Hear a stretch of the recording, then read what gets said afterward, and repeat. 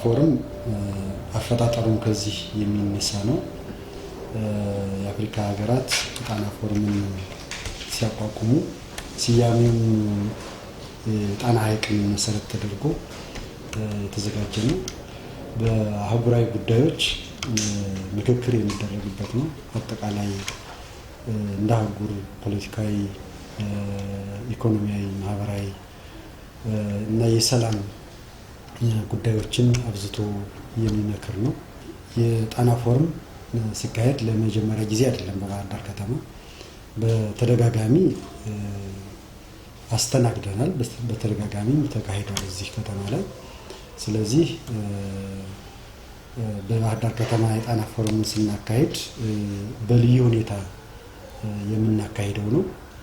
በተለይ ደግሞ በዚህ ዓመት የጣና ፎረም ባህር ዳር ከተማ ላይ ሲካሄድ እንደ ከተማም እንደ ክልልም አለፍ ብሎም እንደ ሀገር ልዩ ትርጉም ተሰጥቶት የምናካሄድበት የምናደርገው ኮንፈረንስ ነው። እንግዲህ ሁላችንም እንደምናውቀው በ2016 መጀመሪያ ጀምሮ ክልላችን ሰላም እጦት ገጥሞት ቆይቷል። ከዛ በኋላ ባሉት ጊዜያት ግን የሰላም ሁኔታውን ለማስተካከል ጥረቶች ተደርገዋል። በዚህ ጥረትም አዎንታዊ የሰላም ሁኔታ በክልላችንም በከተማችንም የተረጋገጠ መጥቷል ማለት ነው። ነገር ግን አንዳንድ አካሎች አሁንም የኢትዮጵያን ሰላም የማይፈልጉ የተለየ አጀንዳ ያላቸው እና ደግሞ ይህችን ሀገር እንድትተራመስ የሚፈልጉ አካላት አሁንም ሰላም የለም ብለው ነው የሚያነሱት። ነገር ግን ደግሞ ሰላማችን ከጊዜ ጊዜ እየተሻሻለ መጥቶ በተለይ ባህር ዳር ከተማ አሁን ባለው ሁኔታ የተረጋጋ ሰላም ያለባት ከተማ ናት። ከዚህ አኳያ በዚህ ከተማ ይሄ የጣና ፎረም መካሄዱ የመጀመሪያው ነገር ክልላችንም ከተማችንም ሰላም ነው። መላው አፍሪካውያን መሪዎች መጥተው እዚህ ቦታ ስብሰባ እያካሄዱባት ያለች ከተማ ናት።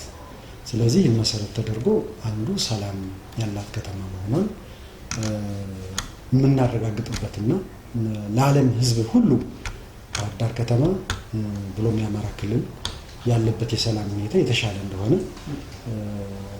ማረጋገጫ አድርገን የምንወስደው ነው። በሌላ መልኩ ደግሞ የባህር ዳር የቱሪዝም ከተማ ናት እና የባህር ዳር ከምትታወቅባቸው አንዱ የኮንፈረንስ ቱሪዝም ነው። በመሆኑም አንዱ ደግሞ የከተማችን የቱሪዝም ማዕከልነት የበለጠ ከፍ የሚያደርግ ሆኖ ነው በየጊዜው የሚካሄደው። በዚህ ዓመት የሚካሄደው የባህር ዳር ከተማ የቱሪስት ከተማነቷን የቱሪስት መዳረሻነቷን ከፍ በሚያደርግ አኳኋን ነው ዝግጅት እየተደረገ ያለው ማለት ነው። ዓለም አቀፍ ቱሪስቶች በተለያየ ሚዲያዎች በሚያገኙት መረጃ መሰረት ለተወሰነ ጊዜ ወደ ባህር ዳር የመምጣት ሁኔታቸው የመቀነስ ዝንባሌ ነበረው። የጣና ፎረም እዚህ መካሄድ ግን ለዓለም አቀፍ ቱሪስቱ እና አንዳንድ ሀገሮችም ጭምር ይሄ ከተማ የሰላም ችግር ያለበት ነው፣ ዜጎቻቸው፣ ኤምባሲዎቻቸው፣ ኤምባሲ ሰራተኞቻቸው ወደዚህ እንዳይመጡ ይከለክላሉ። ይህንን ሁሉ ችግር የሚፈታ ብለን እናስባለን። ስለዚህ ኢንተርናሽናል ቱሪስቶች ይመጣሉ። አንዳንድ ሀገሮችም በተሳሳተ መንገድ ዜጎቻቸውን፣ ኤምባሲዎቻቸውን ወደ ባህር ዳር ከተማና ወደ አማራ ክልል እንዳይመጡ የጣሉትን ክልከላ ስህተትነት በአግባቡ የሚያሳይ ነው ብለን እናምናለን። በቀጣይም ባህር ዳር ከተማ የአማራ ክልል መሰል አህጉራዊና ዓለም አቀፋዊ እና ሀገራዊ ትልልቅ እውነቶችን ማካሄድ የሚቻልበት ከተማ እንደሆነም ከዚህ ኮንፈረንስ ከዚህ ውይይት የምናገኘው ትልቅ ፋይዳ ነው ብለን እንወስዳለን። እንግዲህ እኛ አኳያ በቂ ቅድመ ዝግጅት እያደረግን ነው። ያው የአማራ ክልል ሕዝብ የባህር ዳር ከተማ ነዋሪ እንግዳ ተቀባይ ሕዝብ ነው እንደ ኢትዮጵያ ሕዝብ። ከዚያም ከፍ ባለ ደግሞ የአማራን ባህልና እሴት ባከበረ መልኩ በእንግዶቻችን ለመቀበል ዝግጅት አጠናቀናል። አሁን ከተማችን ውበቷም ጽዳቷም መብራቷም የቴሌ ኢንተርኔት ሁሉ ነገር ዝግጁ ናቸው። ሆቴሎቻችን እንግዶች መምጣታቸውን እየተጠባበቁ ነው፣ ዝግጁ ናቸው። የሚመጡት አፍሪካውያን ወንድሞቻችንና ሌሎች ዓለም አቀፍ ተጋባዥ እንግዶች ስለሆኑ ለነሱ በሚመች አኳኋን አጠቃላይ የነሱን የቤት ወደ ቤታቸው የመምጣት ስሜትን በሚያረጋግጥ መልኩ ከተማ አስተዳደሩና የክልሉ መንግስት እንዲሁም የውጭ ጉዳይ ሚኒስቴርና የጣና ፎረም ሴክሬታሪያት በጋራ ሆነን እየሰራን ነው የቆየ ነው። እንግዲህ ከሚቀጥሉት ከአንድ ቀን ከሁለት ቀን በኋላ ሙሉ እንግዶቻችን መቀበል እንጀምራለን ማለት ነው። ስለዚህ የከተማ አስተዳደሩ በዚህ ልክ ዝግጁ ሆኖ ዝግጅቱን ማጠናቆ እንግዶቹን ለመቀበል በመጠባበቅ ላይ ያለ ነው ማለት ነው። እንግዲህ መላው የከተማችን ነዋሪ እና የክልላችን ህዝብ ይሄ ለአማራ ክልል ህዝብ ትልቅ ትርጉም ያለው ኮንፈረንስ ነው። በዚህ ኮንፈረንስ ወቅት በተለመደው የእንግዳ አቀባበል እንግዶቻችን በአግባቡ አክብረን ተቀብለን ተደስተው እና ደግሞ ቆይታ ኖሯቸው እዚህ ቆይታ ኖሯቸው እንዲሄዱ የሚያደርግ ስራ በሁሉም በተንቀሳቀሱባቸው ቦታዎች ሁሉ ማድረግ ይገባናል።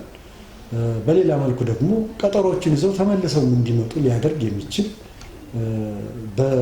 በጋራም በተናጠልም ከምናደርጋቸው ውይይቶችና መግባባቶች በተጨማሪ ደግሞ ማህበረሰቡ እንደዚህ አይነት ነገሮችን ሊያደርግ የሚችል ወደዚህ ወደ መመለስ ተመልሰው ፕሮግራም ይዘው እንደ ሀገር እና የንግድ ድርጅቶቻቸው ኢንቨስተሮቻቸው ወደዚህ ከተማ እንዲመጡ ሊያደርግ የሚችል መስተንግዶና አቀራረብ ከኛ የሚጠበቅ ስለሆነ ከዚህ በፊት እናደርገው እንደነበረው ሁሉ በላቀ ደረጃ መፈጸም ይጠበቅብናል። ስለዚህ እንግዶቻችን ተንከባክበን እንድንሸኝ ለመላው የከተማችን ነዋሪዎች ጥሪ ማስተላለፍ ፈልጋለሁ።